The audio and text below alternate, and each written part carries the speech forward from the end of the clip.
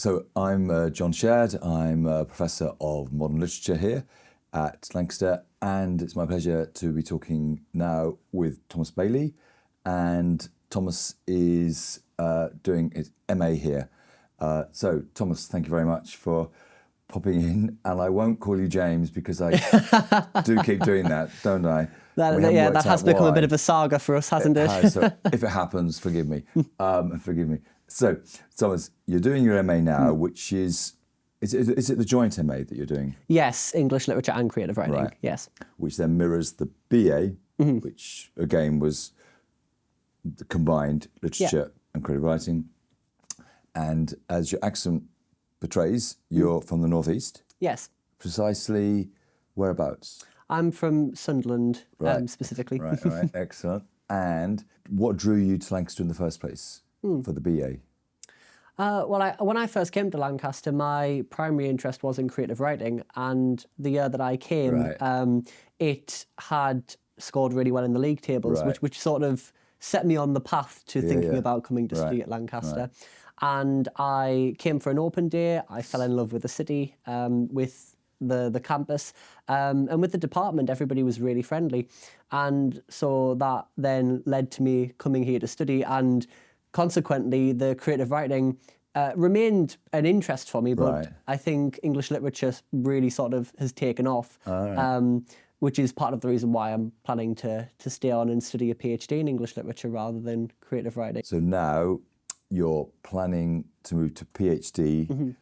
So what's the PhD on exactly? The PhD is looking at text world theory and story world theory, which is an aspect of a field of thinking in literature called cognitive narratology, which is a research area for one of your colleagues, Sally Bushell. And within that, the concept is that stories, and the way our minds are structured, are very similar to stories. And so when we read a story, it activates a lot of the same cognitive processes as our memories and the way that we think about and understand the world. And I'm using that to look at how texts are immersive, how we become immersed in different kinds of narratives or in different kinds of poems. And I'm sort of tracing that through time from the oral tradition, oral storytelling. Ancient. Yeah, going right back to those sort of really early, the sort of the birth of literature, if you will, with that kind of tradition, then tracing it through the written tradition, the period of writing things down and recording things, through into modernity with a study of virtual technologies and how those have in some ways increased the ability to become immersed in texts, or alternatively to kind of have become a new text in and of themselves. Yes, so hugely ambitious, and that's partly informed by Sally's work, partly on Litcraft, where you've been involved with that, haven't you? Yes, I have. As an intern. Can you explain what that is to me now? Remind me what that's all. How does that work? What it involves is taking worlds from books and literature and using it to build worlds in the gaming platform Minecraft, and then using this as an educational tool for school-age children upwards. And the ideal with it really was to kind of engage with those discussions around story world and text world theory, and to look at how reading could be made more immersive by allowing children to explore these worlds in a simulated environment. And so it's fantastic for allowing that sort of visualization of the texts and the worlds in which they occur. But it also enables children to work together in pairs and to explore the worlds, and to because a lot of the worlds encompass challenges and different things for the children to engage with as they make their way through, in a way that parallels the events of the narrative. So a lot of the time the tasks are paired to a chapter from a book, say.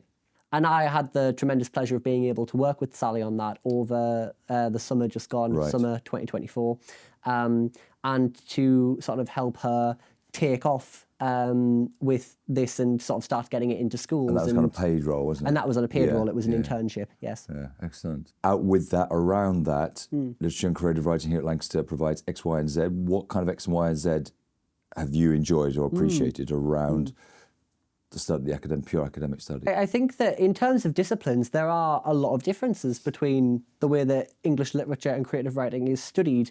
And you sort of realise that the more you get into it, you realise just how different they are, but they so often connect into one another. And you probably see that more than we do, because I suppose tend to live doing on both. one side or other. Yeah. And then around the study, so yes, tell me about, because you've been involved in the castle and here in various ways. Can you explain what you've been doing there? Every year there is the opportunity for a series of different conferences and events that happen in the castle, usually in the summer term, through into early summer. And I've had the opportunity to present papers at the castle, to present creative work. I've been to see some of the amazing Shakespeare productions that Alison Findlay works on. And what it really fosters, I think, is this sense of an active, vibrant research community. And I think that connection between the staff and students is really important and really unique to how the two disciplines are taught here at Lancaster. And in addition to attending events, you've hosted one yourself, haven't you? Yes, I have. What's that about again now? I organised a seminar on the works of J.R.R. Tolkien. And that was a fantastic opportunity to sort of gather together people who were interested in his works and discuss them in, yes, an academic environment, but also an environment that was open to creative writing students, to people who were engaging with his works from all sorts of different disciplines. And I think that sense of community and of being able to work together across different disciplines and across the university and between students and staff are really part of what makes it feel such a communal university, I think. And one other thing that, before we finish, Dungeons and Dragons at the castle, we've done it twice now, and you've been there, I think, both times. I have, yes. What was that like, sitting there for 4 hours watching that happen? Really enjoyable. I think the first time that I heard about it, I thought, 4 hours of sitting, watching lecturers play Dungeons and Dragons. I don't know what I'm going to think about this. No. And it was fantastic. It was incredibly fun. And I suppose I think that is, for me, the beating heart of what study at Lancaster has been about. It's been about people taking their passions and their interests, whether that's Tolkien or Virginia Woolf or Dungeons and Dragons or any of these other things, and finding really interesting ways to combine them together in ways that are incredibly exciting, incredibly stimulating, but also that a lot of the time have real serious academic rigour behind them, and that can often lead to some wonderful events.